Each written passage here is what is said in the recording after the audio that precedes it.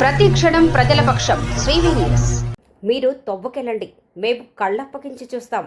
తూర్పుగోదావరి జిల్లా మండపేట నియోజకవర్గం కపిలేశ్వరపురం మండలంలో మట్టి మాఫియా రెచ్చిపోతోంది. రాత్రి పగులనే తేడా లేకుండా వరి పంట పొలాల్లో మట్టిని కొంతమంది అక్రమార్కులు మట్టి దంతాలు సాగిస్తున్నారు. స్థానిక రెవెన్యూ పోలీసు అధికారుల పనితీరు దారుణంగా ఉంది. మీరు తవ్వుకెళ్ళండి, మేము కళ్ళప్పగించి చూస్తాం అనేటట్లుగా ఇక్కడి అధికారులు తయారయ్యారు.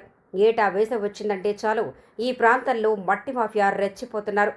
వరి పంట చేలల్లో మెరక పేరు చెప్పి ఇటుక బట్టీలకు ఈ దందాను కొనసాగిస్తున్నారు. మట్టి లోడ్తో ఉన్న ట్రాక్టర్లు అతివేగంగా నడపటం, డ్రైవర్లకు కనీసం లైసెన్స్ లేకపోవటం, అలాగే ట్రక్కులకు నేమ్ బోర్డులు లేకుండా నిబంధనలకు విరుద్ధంగా మట్టి తవ్వకాలు జరుపుతున్నారు. ఏటా అధికారుల సహకారంతో ఇక్కడ ఈ దందా ఇష్టారాజ్యంగా కొనసాగుతున్నాయని ఆరోపణలు బలంగా వినిపిస్తున్నాయి.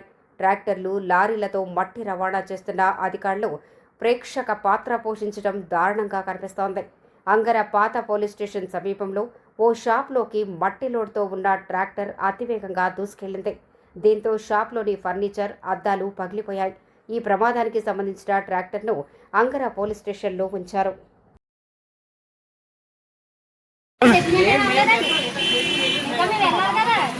చెప్పాలి అప్పుడే చెప్పినట్టు అయిపోతుంది.